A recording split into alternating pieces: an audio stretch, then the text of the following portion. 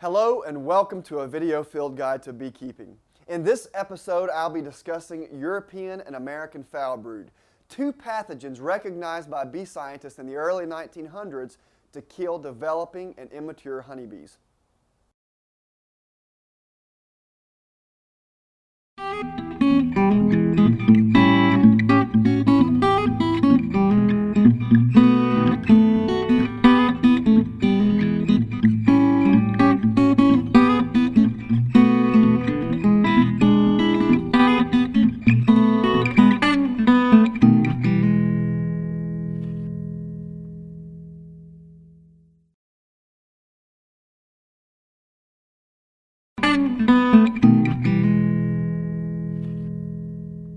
American and European foulbrood are bacterial diseases that have been plaguing bees for a very long time.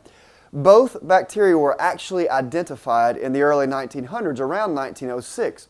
But the names American and European foulbrood have nothing to do with the origin of the bacteria, but rather with the origin of the person who identified the bacteria. American foulbrood was identified by Americans and European foulbrood was identified by European scientists.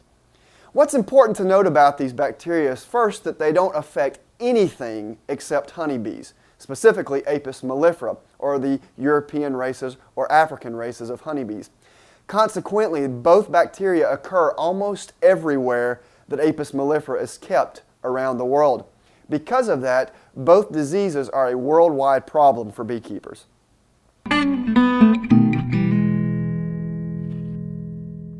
European foulbrood tends to not be as bad a problem for beekeepers and their colonies as American foulbrood, but there are some similarities in its life cycle and that of American foulbrood. European foulbrood, again caused by a bacterium, also infects little developing larvae, or larvae that are less than about 24 hours old. Now this is key because it infects the same age as the larvae that are infected by American foulbrood. However, with European foulbrood there are some key differences.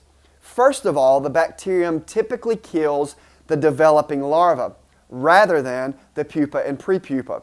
So as such, larvae about 4 to 5 days old will die from this bacterium and in fact will start turning yellow or brown and begin to twist in their cells. We'll discuss that more later when we talk about the symptoms of the disease.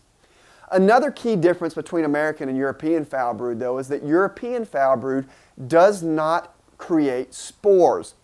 So this bacteria that's in this vegetative state, once it disappears, it's gone. So it doesn't typically kill colonies like American foulbrood does, and it certainly doesn't persist in colonies like American foulbrood does. Because of that, it's one of the diseases that bees typically can take care of themselves if a good strong honey flow comes in or if a colony is requeened.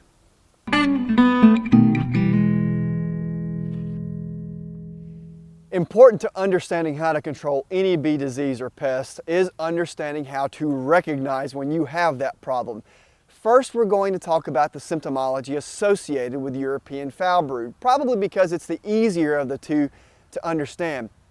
Now, if you remember, European foulbrood typically kills bees or developing larvae that are 4 to 5 days old. As such, these are larvae that have not been capped over yet. The best way to appreciate what a sick larva looks like is to understand what a healthy larva looks like. Now, a healthy developing honeybee larva lies in the bottom of a cell in the shape of a letter C. That's why we call them C-shaped larvae. And when you look at that larva in the bottom of the cell, that larva should be not twisted, should be glistening and pearly white. The reason I tell you this is because European foulbrood does the opposite to all the larvae. The larvae are yellow-browned, they're not glistening any longer, and they're twisted in the cell. Also associated with European foulbrood is a smell. That's where American and European foulbroods get their names from, are the foul smell associated with the diseases. So European foulbrood has a very characteristic rank smell that's really probably the smell of decaying brood in the cells. Now, American foulbrood is a little bit more complicated to diagnose than European foulbrood because there are other symptoms from other diseases that kind of match up with those of American foulbrood. Now, if you remember, American foulbrood infects larvae but kills prepupa or pupa. As such, automatically, you're not going to be able to recognize it as easily because you're having to recognize the disease through a cell capping, which leads me to the first symptom of American Foulbrood. The capping of the cell is usually perforated or sunken. Now, if you look at a cell from the side view, the capping of that cell typically has a dome shape in a healthy cell. American Foulbrood will cause that cell capping to be sunken. Now, the bees, recognizing that there's a problem in that cell, typically bite small holes in the capping of that cell, or puncture marks. These are the first signs to a beekeeper that there may be a problem with the developing prepupa or pupa in that cell. The next thing you need to do is look for those puncture cappings, remove them, and look inside the cell. Now, American Foulbrood kills that developing individual inside the cell. As that bee dies, it shrivels up and sinks from the top of the cell to the bottom of that cell. So, for example, if you see a frame here, these are cells on the frame.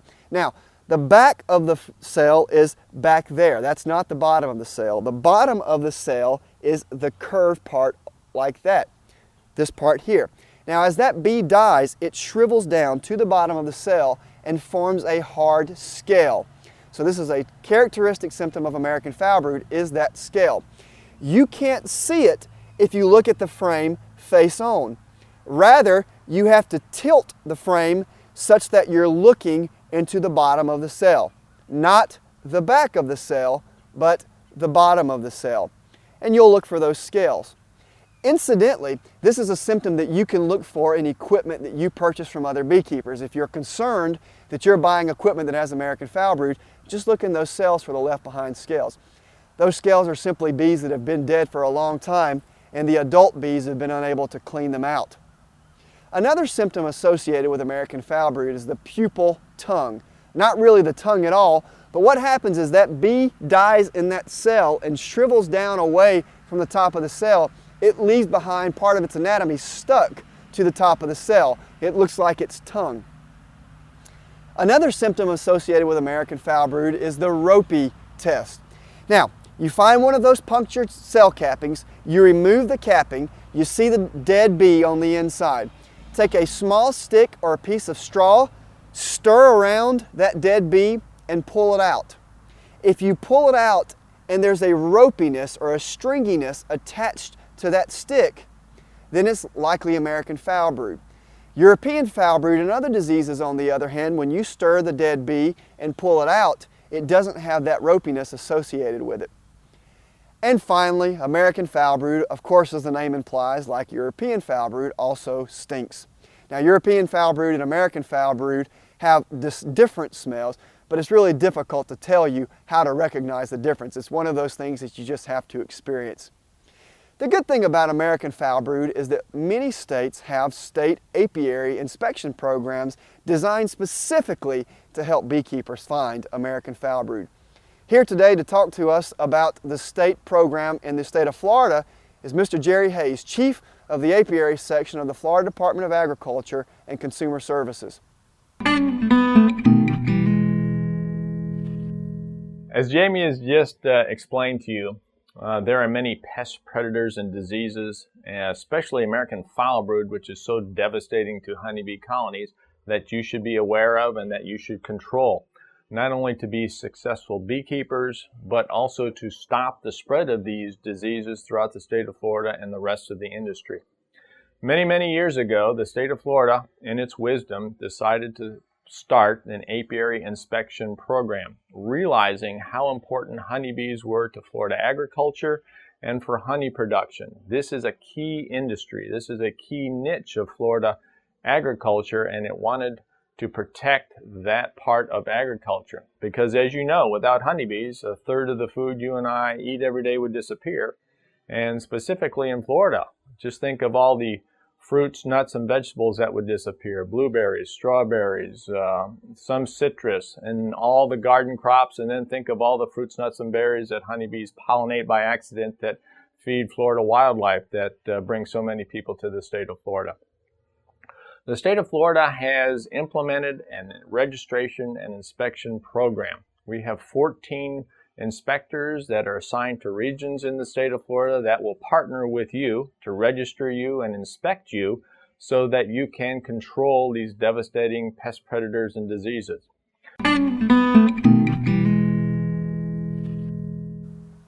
Now that you're able to recognize whether or not your bees have European or American Foulbrood, let's talk about how to control it. We're going to talk about controlling European Foulbrood first because it's the easier of the two to control.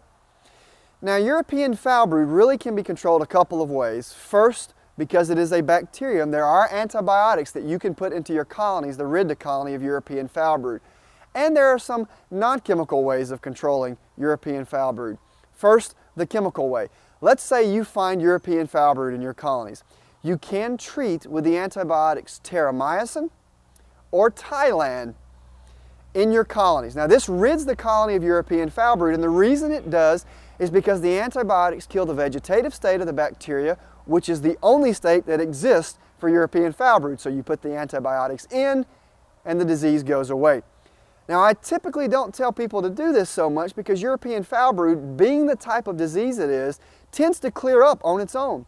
In fact, if a good honey flow is on the way, or if you feed your colony, or you add bees or brood, or you requeen your colony, colonies can push through the problem. I really want to stress that last point there, requeening your colony. Because if you have a colony that has European Foulbrood, then it's obviously evident that your colony is susceptible to the disease. Your queen is not resistant. She's producing offspring that get the problem. So I tell people requeen the colony in hopes of getting a queen whose offspring are resistant to the disease. But should you feel the need to treat with either terramycin or Thailand, you could treat it, but I want to stress that you must do it according to label. Remember, this is an antibiotic. It can show up in honey, and misuse can cause the bacterium to become resistant to the antibiotic. So you really want to follow the label. And because labels are always changing, I'm not going to give specific recommendations here, but rather refer you to the label. I do want to say though, labels typically permit you to use the antibiotics in sugar syrup or powdered sugar or in patty form. Now, my recommendation to you is, if you elect to use the antibiotic, is to put it in powdered sugar. This is the quickest way to get it into the colony. Bees feed on it quicker, they disperse it through the colony quicker, and it gets out faster. As such, it minimizes the chance that the bacteria in there are going to become resistant to the antibiotic. Leaving the antibiotics in the sugar syrup or in the patty form keeps it in the colony longer, increasing the chances the bacteria can become quite resistant to that antibiotic.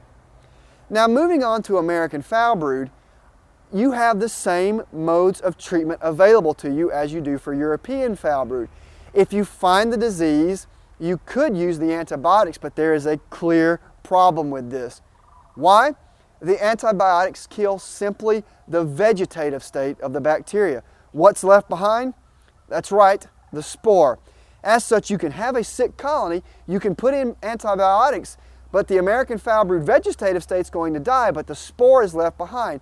As such, you'll get rid of the symptoms, you think your colony's better, only 2 months later to find out that your colony has American Foulbrood again. The kicker is, it never left in the first place. It was always there, you just killed the vegetative state, but the spore was lurking behind, waiting for your colonies to be stressed. Because of that, the only true way to deal with American Foulbrood with antibiotics is to treat prophylactically. This is something you don't have to do with European Foulbrood. European Foulbrood, you see it, you can treat. With American Foulbrood, if you see it and treat, you're accomplishing nothing. So a lot of people take the prophylactic choice. In other words, you treat before you have the problem. If you're going to stay on top of American Foulbrood this way, though, you need to treat in spring and in fall. The clear problem with treating with the prophylactic route is the antibiotics in there, it's in there regularly, and that increases the chance that the bacteria are going to become resistant to American Foulbrood or to these antibiotics. And I want to stress this point significantly because they've already shown that there are some strains of American Foulbrood that are resistant to the antibiotics. So keep that in mind when you're using them. Really, management of either disease, but particularly American Foulbrood, boils down to resistant stock. I cannot stress enough, hygienic behavior, this behavior where bees can detect varroa mites and chalk brood, etc., in cells and remove the affected brood really came as a result of scientists first discovering it with American Foulbrood.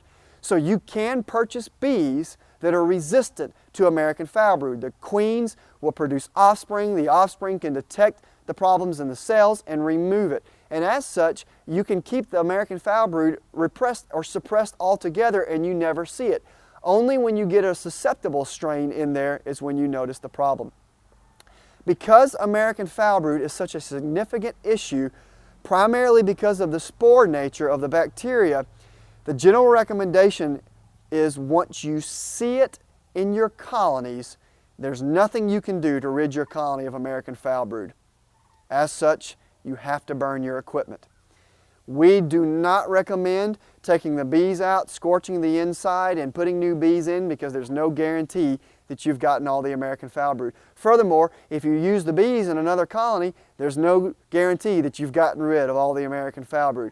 So your state inspector, if your state has an inspector, will come to your colonies, find American Foulbrood, and burn the colonies. That really is the only way to rid yourself of American Foulbrood. However, I want to stress that both diseases are manageable. I tell you, before varroa mites and tracheal mites came to the United States, American Foulbrood was the disease that everyone was concerned about. But now it's largely been eclipsed by varroa and tracheal. That just goes to show you that both diseases are manageable with a little bit of understanding of their biology, a little bit of understanding on how to diagnose it, and a lot of understanding on the adequate ways to control it. I hope with the information that I've discussed with you in this episode of a video field guide to beekeeping will make you a better beekeeper, will give you the hand up on trying to control Foulbrood diseases in your colony.